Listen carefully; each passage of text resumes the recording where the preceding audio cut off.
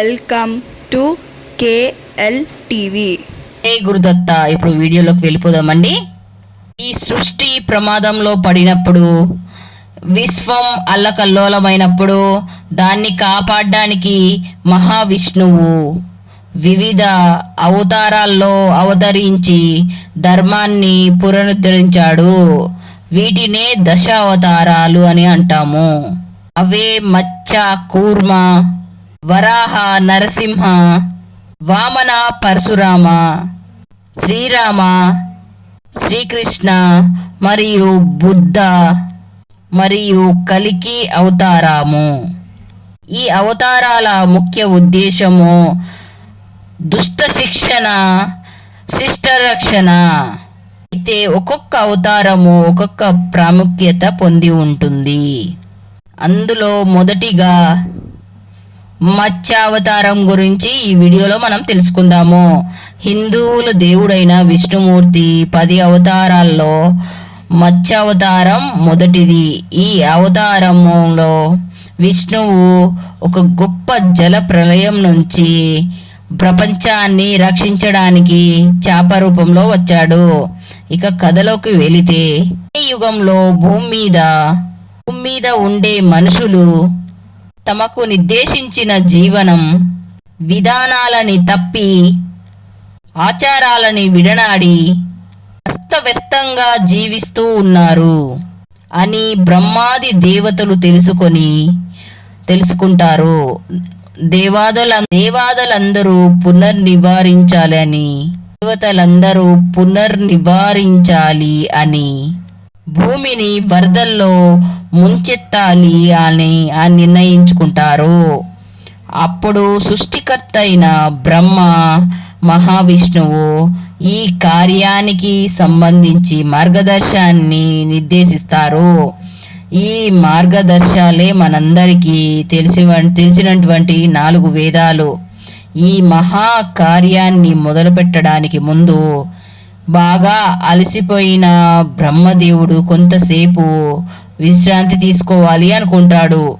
ఆ విధంగా బ్రహ్మ యోగ నిద్రలో ఉండి విశ్రాంతి తీసుకుంటున్నప్పుడు అతని ముక్కు నుండి హయగ్రీవ అని ఒక గుర్రపు శిరస్సు కలిగిన రాక్షసుడు బయటకి వస్తాడు. కొన్ని కథల్లో ఈ రాక్షసుడు పేరు సోమకాసుడు అని చెప్పారు. అయితే మనం ఇక్కడ గమనించాల్సింది ఏమిటంటే, మనందరం కూడా విద్యకి, జ్ఞానానికి ప్రతీకమైన పూజించిన హయగ్రీవుడు ఈ రాక్షసుడు ఒక్కటి కాదు. అలా బయటకు వచ్చిన రాక్షసుడు వెంటనే బ్రహ్మ దగ్గర నుండి పవిత్రమైన ఆ 4 వేదాలని దొంగిలిస్తాడు. ఎవరికీ దొరకకుండా ఆ వేదాలని తీసుకొని భూమండలంలో, సముద్రం లోతులలో దాక్కుంటాడు. ఆ రాక్షసుని అంతమించి ఆ 4 వేదాలని సురక్షితంగా తీసుకొచ్చే సమర్థుడు మహావిష్ణువు ఒక్కడే. అందుకే ఆ బాధ్యతని మహావిష్ణువుకి అప్పచెప్తారు, ఆయన తీసుకుంటారు. ఇదే సమయంలో మరొక సంఘటన కూడా మహావిష్ణువు యొక్క మత్స్యావతారం సంబంధించి ఉంది. దీని గురించి మత్స్య పురాణంలో చూడవచ్చు. దీని కథ ప్రకారం సత్యవతుడు ధవళరాజుడు మహావిష్ణువు భక్తుడు. ఇతనిని మనువు అని కూడా పిలుస్తారు. సత్యవతుడు క్రమం తప్పకుండా శ్రీ మహావిష్ణువుని పూజిస్తూ ఆ దేవదేవుని దర్శనం కనులారా ఒక్కసారైనా ఎప్పుడైతుందా అని ఎదురు చూస్తూ ఉంటాడు.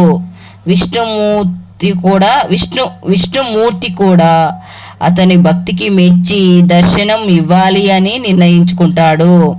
ఒకరోజు ఈ సత్యవతుడు సంధ్యావందనం చేసే సమయంలో నదిలో చేతుల్లో నీళ్లు తీసుకొని స్వామిని స్మరించి నీటిని నదిలోకి ఇడిచిపెట్టబోతాడు. అప్పుడు నన్ను నీటిలో వదిలిపెట్టద్దు అని స్వరం వినిపిస్తుంది. ఆశ్చర్యపోతూ ఆ చేతుల్లో సత్యవతుడు చూసుకుంటాడు. తన దోషిట్లో ఒక చిన్న చేప కనిపిస్తుంది. ఆ చేప ప్రాణభయంతో రాజుని వేడుకుంటూ ఉంటుంది. నన్ను ఈ నదిలో మళ్ళీ విడిచిపెట్టద్దు. ఇక్కడ ఉన్న పెద్ద చేపలు నన్ను బతకనియ్యవు, నన్ను తినేస్తాయి, నా ప్రాణాలకి రక్షణ లేదు, నన్ను కాపాడు అని వేడుకుంటుంది. తనని సాయం చెయ్యమని, తనని కాపాడమని, తనని సాయం కోరిన, తనని కాపాడమని అర్థించిన ఎవరికైనా సాయం చేయడం తన ధర్మము అని జాలిపడి సత్యవతుడు ఆ చేపను తన మందిరానికి తీసుకువెళ్ళి ఒక చిన్న కూజాలో ఉంచుతాడు. ఒక్క రోజులోనే ఆ చేప పెద్దదిగా పెరుగుతుంది. ఆ పాత్రలో పట్టను అని మరో పెద్ద పాత్రలో మార్చమని అడుగుతుంది. రాజు ఆ చేపని మరో పెద్ద గిన్నెలోకి మారుస్తాడు. అక్కడ కూడా పెద్దదిగా ఆ చేప మారుతుంది. మరో చోటకి మార్చమని అడుగుతుంది. అప్పుడు రాజు ఆ చేపని ఒక కొలంలో ఉంచుతాడు. రాజు ఆ చేపని ఒక చెరువుకు, అక్కడి నుంచి ఒక చెరువుకి, అక్కడి నుంచి ఒక నదికి కూడా మారుస్తాడు. అలా ఒక నది నుండి ఇంకొక నదికి ఎన్నో నదులు మార్చినా కూడా ఆ చేప ఇంకా పెద్దదిగా అయిపోతూ ఉంటుంది. అలా పెద్దది పెరుగుతూను చూసి వేరే ఆలోచన చెయ్యకుండా రాజు ఆ చేపను మహాసముద్రంలో విడిచిపెడతాడు. అయినా సరే అంతకంతకు పెరిగిపోతున్న ఆ చేపని చూసి తప్పకుండా ఆ చేప మహిమగల చేపనే అని భావించి సత్యవతుడు భక్తితోటి నారాయణ్ణి స్మరిస్తాడు. అప్పుడు ఆ చేప శ్రీ మహావిష్ణువు రూపంలో అవతారంలో సత్యవతుడికి దర్శనం ఇస్తాడు. శరీరంలో పైన భాగంలో మనిషి రూపంలో, కింది భాగంలో చేప రూపంలో ఉండి 4 చేతులతో కనిపిస్తాడు. ఒక చేతిలో సుదర్శన చక్రం, మరో చేతిలో శంఖం, మిగతా 2 చేతుల్లో కమలం గద ధరించి చేప రూపంలో ఉన్న శ్రీ మహావిష్ణువు సత్యవతుణ్ణి అనుగ్రహిస్తాడు. నువ్వు నన్ను చూడాలని కోరుకున్నావు కదా, నీకోసమే వచ్చాను అని అంటాడు. సత్యవతుడు ఆనందంతో ఎన్నో రకాలుగా శ్రీ మహావిష్ణువుని శృతిస్తాడు. అప్పుడు శ్రీ మహావిష్ణువు సత్యవతుణ్ణి ఆశీర్వదించి ఇంకో 7 రోజుల్లో జల ప్రళయం సంభవిస్తుంది. ఆ భయంకరమైన జల ప్రళయము సమస్త ప్రాణముని నాశనం చేస్తుంది అని, ఇది యుగాంతము అని కూడా చెప్పాడు. ఆ సమయంలో సముద్ర గర్భంలో నుండి ఒక పెద్ద అగ్ని పర్వతం బద్దలయ్యి అగ్నిని విషపూరితమైన వాయువుల్ని విడుదల చేసి భూమండల సమస్తాన్ని కాల్చివేస్తుంది అని చెబుతాడు. చివరికి భూలోకమంతా మునిగిపోయి ఒకే మహాసముద్రంలాగా మారిపోతుంది అని చెబుతాడు. మానవ లోకానికి ఇంత భయంకరమైన ముగింపు ఎందుకు అని సత్యవంతుడు శ్రీ మహావిష్ణువుని అడుగుతాడు. అప్పుడు విష్ణువు లోకంలో నీతి అంతరించింది, తిరిగి మళ్ళీ లోకంలో నీతి అంతరించింది అని, తిరిగి ధర్మ స్థాపన చెయ్యాలి అని, ఆ సమయం వచ్చింది అని, ఈ లోకంలో నీ ఒక్కడివే విలువల్ని పాటిస్తున్నావు అని, అందుకే నిన్ను కలవాలని వచ్చాడు అని అంటాడు. నైతిక విలువలతో జీవిస్తున్న ఏకైక వ్యక్తిగా నీవు తర్వాత తరంలో జన్మించే వ్యక్తులకు ఆదర్శప్రాయంగా ఉంటావు అని చెప్తావు. సత్యవతుడికి దిశానిర్దిశ చేస్తూ అతన్ని ఒక నౌక నిర్మించమని ఆదేశిస్తాడు. అన్ని ఔషధ మూలికలు, అన్ని రకాల విత్తనాలు, సప్త ఋషులని, అన్ని రకాల జంతువులను, ఒక మగ ఆడ జంటల్ని తీసుకెళ్లడం, ఒక పెద్ద నౌకని నిర్మించాలి అని చెప్తాడు. దీంతో పాటిగా వాసుకి పాముని కూడా తప్పకుండా తీసుకురమ్మని ఆదిస్తాడు. నౌకని ఆ విధంగా సిద్ధం చేసి తన కోసం ఎదురు చూడమని, ఆ సమయానికి తాము వస్తాను అని మత్స్యావతారంలో ఉన్న మహావిష్ణువు సత్యవతుడిని ఆదేశిస్తాడు. దేవదేవుడు చెప్పిన విధంగానే సత్యవతుడు తగిన విధంగా ఓడ నిర్మాణాన్ని పూర్తి చేశాడు. జల ప్రళయం జరగబోయే సమయం వచ్చేసరికి తనను ఆదేశించిన విధంగానే అన్ని రకాలుగా సిద్ధపడతాడు. మహావిష్ణువు చెప్పిన సమయానికి జల ప్రళయానికి సంభవించి భూగ్రహాన్ని మొత్తం నీటితో ముంచేస్తుంది.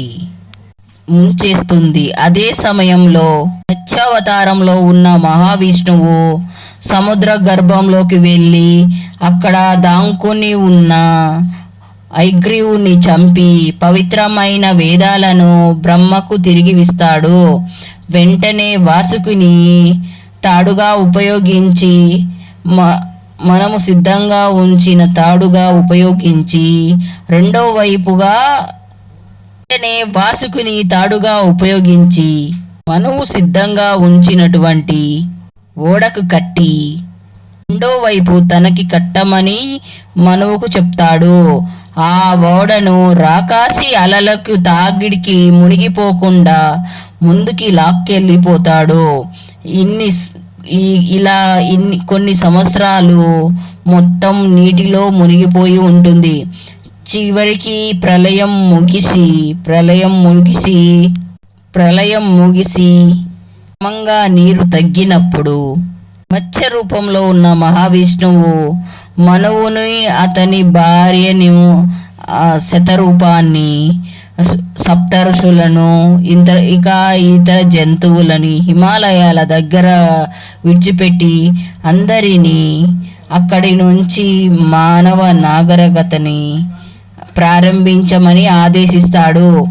ఆ విధంగా జల ప్రళయం నుంచి కొత్త యుగానికి ఆరంభించడానికి నాంది పలుకుతాడు. మరి